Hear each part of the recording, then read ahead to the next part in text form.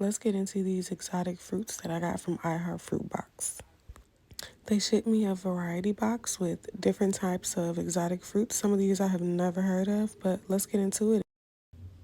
Alright, so this first one is called the black sapote. This is known as the chocolate pudding fruit. It's supposed to have a sweet, mild taste, but I didn't taste anything really. It was kind of mushy and tasteless, so I didn't really care for it. Next is the rambutan. This was a little fruit. It was kind of furry on the outside. It reminded me of a grape as far as taste wise, and it was super mild, not as sweet. You just have to eat around the seed.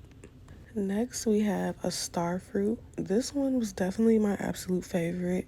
Once I cut it, I'm just like, this is so beautiful. The fact that it just looks like a star. It's not as sweet, but it's super juicy. It kind of reminds me of a watermelon because of the high water content that it contained. This right here is a tree tomato. As you can see, it just has the seeds inside. It's pretty ripe, and I tasted it. It was kind of bitter. Moving on to the passion fruit. I've had passion fruit flavored drinks and stuff before, but I've never seen it at this point where it's like just a raw fruit. So this was pretty interesting. It was pretty juicy. I was not expecting that to just fall out, but this is what it looks like on the inside. It has quite a few seeds in it. It tastes kind of bitter. So yeah, I really didn't care for this either. Moving on to our dragon fruit. This definitely can be kind of bitter by itself, but I still gave it a taste, and it just reminded me of like a mild pear with like seeds in it or something. I couldn't get past the seeds, but other than that, it had a pretty mild taste. Moving on to our next fruit, which is pink guava.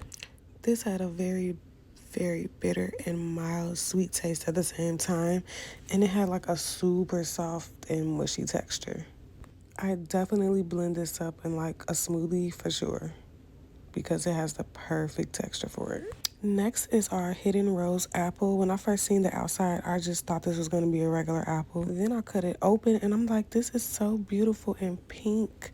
And when I say it tastes like a velvet apple, so soft, it like melts in my mouth. But it still had like a crisp and rich flavor, but definitely tastes like a velvet apple. That's what I would describe this as.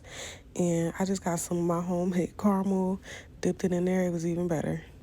Last thing I have is a cocoa pod, and I couldn't believe that this is what the inside looks like and this is what chocolate comes from. Very interesting to say the least.